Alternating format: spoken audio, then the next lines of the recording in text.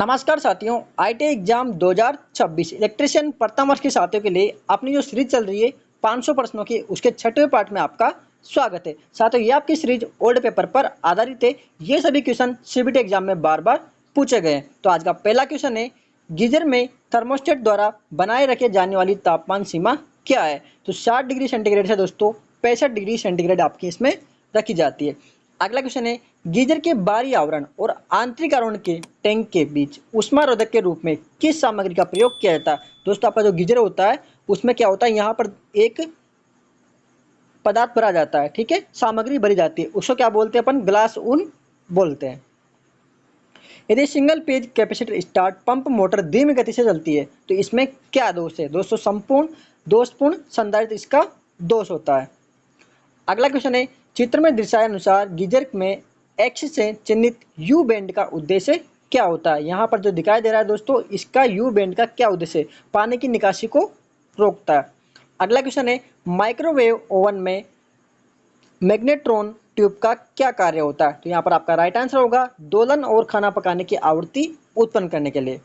अगला क्वेश्चन है, जूल के नियम के अनुसार उत्पन्न गर्मी की गणना करने के लिए किस सूत्र का उपयोग किया जाता है? तो दोस्तों, यहाँ पर जो आपका राइट आंसर होगा वह है बी। अगला क्वेश्चन है, खाद्य मिक्सर में किस प्रकार के एसी एकल फेज मोटर का उपयोग किया जाता है? दोस्तों, यूनिवर्सल मोटर का आपका यहाँ पर उपयोग किया जाता है। अगला क्वेश्चन है, गीले चक्की में किस प्रकार की मोटर का उपयोग किया जाता है? तो दोस्तों, capacitor start induction run motor का यहाँ पर उपयोग करते हैं। अगला क्वेश्चन है, अधिकतम निर्गत के लिए कौन सा स्थान है? हीटर के अधिकतम निर्गत के लिए कौन सा स्थान है? तो राइट आंसर होगा दोस्तों आपका यहाँ पर पोजीशन 2, ये वाला, ठीक है। अगला क्वेश्चन है, चित्र में दिखाए गए सर्किट का क्या नाम है? तो दोस्तों, इलेक्ट्रॉनिक पंखा नियामक। अगला क्वेश्चन है, रुक रुक कर चलने पर फूड मिक्सर में क्या खराबी है? तो दोस्तों, यहाँ पर फटा हुआ ब्रूस। अगला क्वेश्चन, माइक्रोवेव ओवन में स्टेटर मोटर का कार्य क्या होता है? तो यहाँ पर आपका राइट आंसर होगा घूमता है और विद्युत चुम्बकीय ऊर्जा को दर्शाता है। अगला क्वेश्चन है, खाना पकाने की भट्टी में विद्युत धारा का कौन सा प्रभाव होता है? तो यहाँ पर कौन सा होता है? ताप प्रभाव, यानी कि हीटिंग इफेक्ट होता है।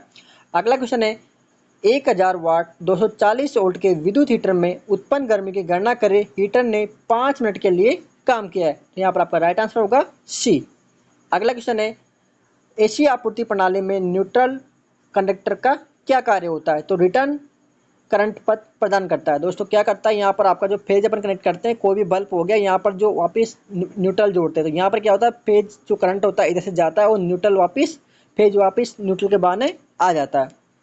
अगला क्वेश्चन है, इलेक्ट्रिक बेल्ट पर कौन सा विद्युत प्रभाव कार्य करता है? तो यहाँ पर कौन सा प्रभाव करता है? चुंबकीय प्रभाव। अगला क्वेश्चन है, विद्युत केतली में सोल प्लेट का उद्देश्य क्या होता है? तो यहाँ पर आपका राइट आंसर होगा अवयव को कंटेनर के निकट संपर्क में रखने के लिए। अगला क्वेश्चन है, फूड मिक्सर में रोटरी स्विच का कार्य क्या है? तो यहाँ पर आपका राइट आंसर होगा गति को चयन करने के लिए इसका उपयोग करते हैं। अगला क्वेश्चन, पावर ट्रांसफार्मर में बकोल्ज रिले का क्या कार्य होता है? दोस्तों, यहाँ पर राइट आंसर होगा ओवरलोडिंग और शॉर्ट सर्किट से सुरक्षा प्रदान करना। अगला क्वेश्चन, ऑटो ट्रांसफार्मर का क्या नुकसान है? तो दोस्तों, यहाँ पर आपका राइट आंसर होगा द्वितीयक वाइंडिंग को एक अलग नहीं कर सकता है। अगला क्वेश्चन आपका, पावर ट्रांसफार्मर का कोर बनाने के लिए किस सामग्री का उपयोग किया जाता है? दोस्तों, राइट आंसर होगा यहाँ पर cold road grain oriented steel, ठीक है, ठंडा रोड अनाज उन्मुख स्टील। अगला क्वेश्चन, ओप लोड टेप बदलने की प्रक्रिया से पहले पावर ट्रांसफार्मर का लोड क्यों काट दिया जाता है? यहाँ पर आपका राइट आंसर होगा संपर्क बिंदुओं पर भारी स्पार्किंग से बचने के लिए।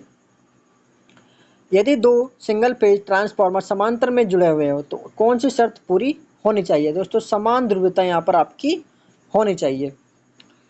ट्रांसफार्मर के ओपन सर्किट परीक्षण द्वारा कौन सी हानि का आकलन किया जाता है? दोस्तों, यहाँ पर आपका राइट आंसर आपका कोर हानि। अगला क्वेश्चन है, संभावित ट्रांसफार्मर की रीडिंग में त्रुटि को कैसे कम किया जा सकता है? तो यहाँ पर राइट आंसर होगा आपका जो है कम फ्लक्स घनत्व वाली सामग्री का उपयोग करना। अगला क्वेश्चन है, ट्रांसफार्मर से अधिकतम दक्षता प्राप्त करने की शर्त क्या है? तो कॉपर लॉस होनी चाहिए आपके आयरन लॉस के बराबर। अगला क्वेश्चन है, उच्च वोल्टेज मापने के लिए किस ट्रांसफार्मर का उपयोग किया जाता है? तो दोस्तों, यहाँ पर आपका पोटेंशियल ट्रांसफार्मर की विभव ट्रांसफार्मर से अपन शॉर्ट में पीटीवी बोलते हैं।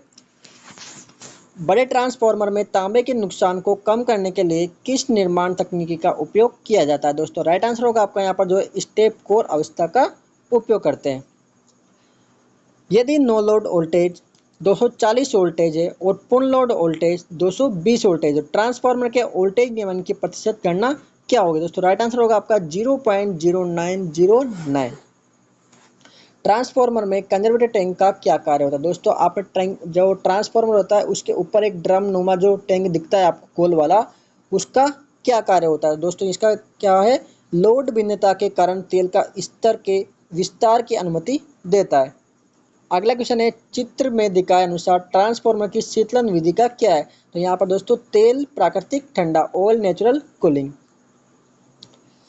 पोल माउंटिंग वितरण ट्रांसफार्मर में कौन सी शीतलन विधि का उपयोग किया जाता है? दोस्तों राइट आंसर होगा आपका यहाँ पर तेल प्राकृतिक, हवा प्राकृतिक, यानी कि ऑयल नेचुरल और एयर नेचुरल।